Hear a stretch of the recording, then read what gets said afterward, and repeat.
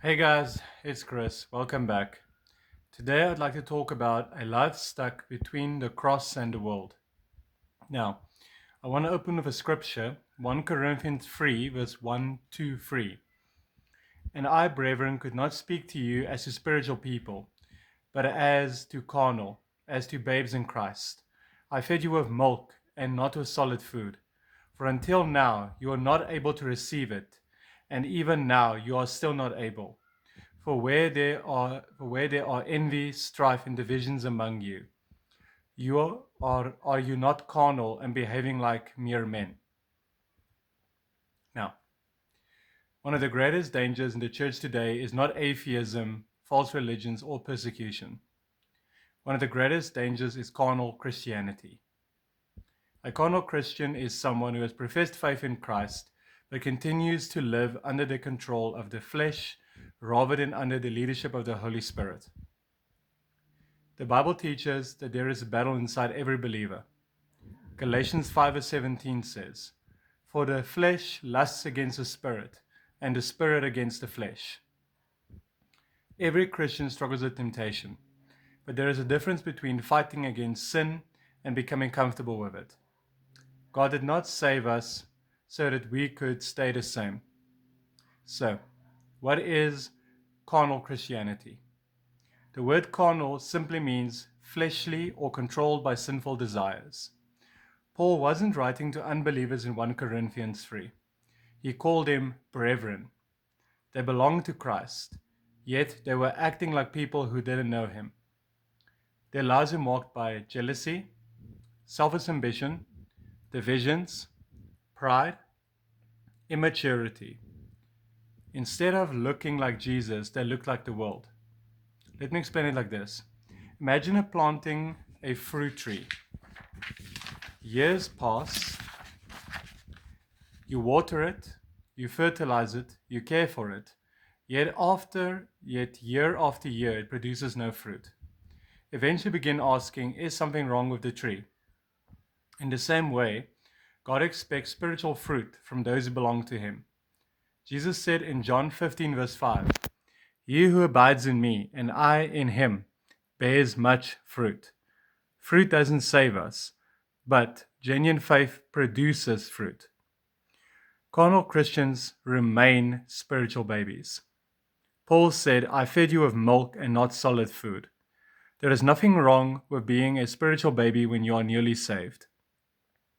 The problem is remaining one for years. Hebrews 5 verse 12 to 14 says, "The writer says that by now they should have been teachers, but they still need milk."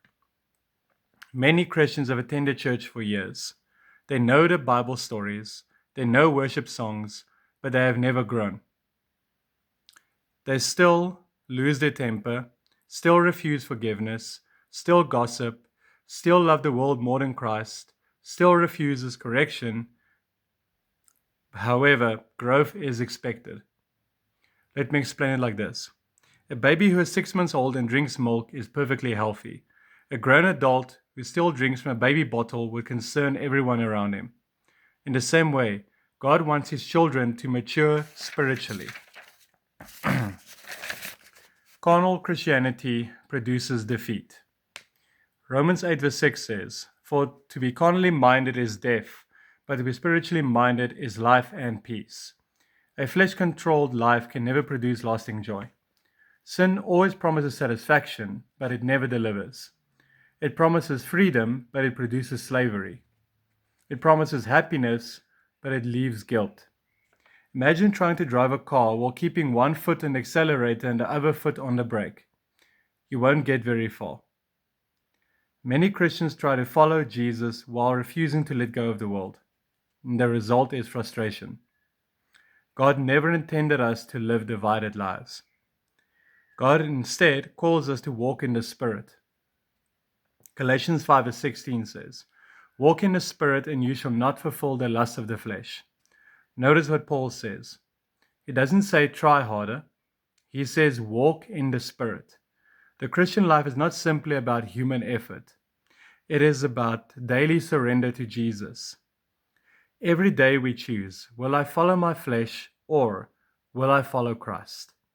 The fruit of the Spirit is found in Galatians 5, verse 22 to 23.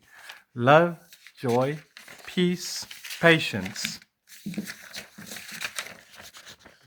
kindness, goodness, faithfulness, gentleness, and self-control.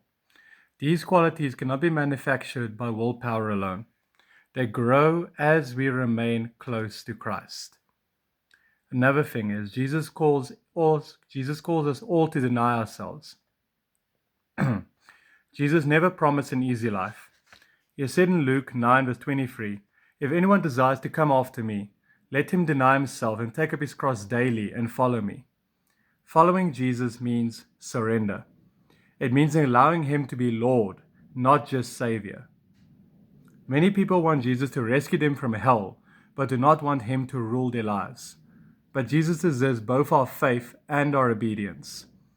Imagine inviting a king into your home, but refusing to let him enter into certain rooms. You say, "You may have the living room, but not the bedroom. You may have the kitchen, but not the office." That is how many people treat Jesus.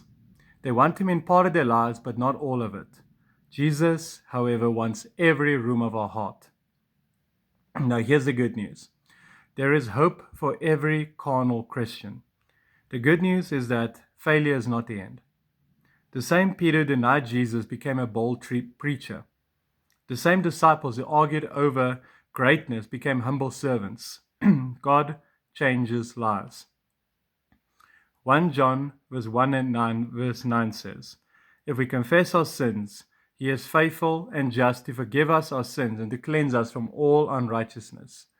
No matter how long we've lived a defeated Christian life, today can be a new beginning. God is ready to forgive, and God is ready to restore. God is also ready to transform.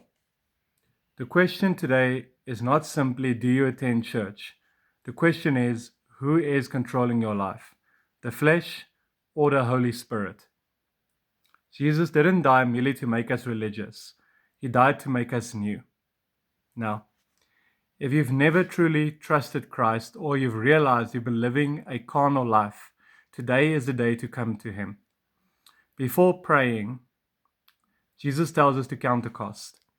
Luke 14, verse 28 to 30 teaches that just as a builder first calculates the cost before constructing a tower, anyone who wants to follow Jesus should understand what discipleship involves. Following Christ is not merely adding religion to your life. It means turning from sin, surrendering your life to him, and faithfully following him even when it is difficult. Salvation is a free gift of God's grace, but following Jesus will change the direction of your life. He calls us to deny ourselves, take up our cross daily, and follow him. Now, before you pray, choose to forgive anyone who has wronged you.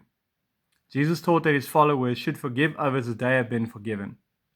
Forgiveness does not mean pretending the wrong never happened or approving of sin. It means releasing your desire for revenge and entrusting justice to God, for he is faithful. Also remember this, the prayer itself does not save you. Jesus does. Jesus is the one who saves you. No special words have saving power. But if you truly believe in him and sincerely call on him in faith, these words can help you express what is in your heart. Now, if you have counted the cost and if you are ready, pray this after me. Lord Jesus, I know that I'm a sinner and that I cannot save myself. I believe that you died on the cross for my sins and rose again from the dead. Today I turn away from my sin and place my trust in you alone. Please forgive me, cleanse me, and make me a new person. Fill me with your Holy Spirit and help me to follow you every day. Teach me to love you, obey you, and live for your glory. Thank you for your mercy and your grace. In your name I pray. Amen. If you prayed in faith and you sincerely trusted in Christ today, don't keep it to yourself. Tell someone what God has done in your life. And again, my challenge to you would be the next 3 people, whether on WhatsApp or in person, the next 3 people that crosses your path, tell them, Just go right out and tell them, I've given my life to Christ. I've become a born-again Christian. The next 3 people that comes across your path. What else you should do? Get connected with a Bible-believing church where the Word of God is faithfully preached and where you can worship, learn, and grow alongside other believers. Also, this is important. Read your Bible daily, spend time in prayer, and seek to obey what God teaches. The Christian life is not meant to be lived alone. As you walk with Christ, He will continue to transform you into His likeness one day at a time. May God strengthen you to leave behind a life ruled by the flesh and to walk each day in the power of His Spirit. Amen. I love you, and remember Jesus does too. If you have any questions, if you need any help, if you also would like, I am part of a Bible study here in the East Rand. If you're a part of it, would like to join, drop me a DM, and then I'd be happy to give you more information on a good churches in the area or about the Bible study. Have a blessed day and stay safe.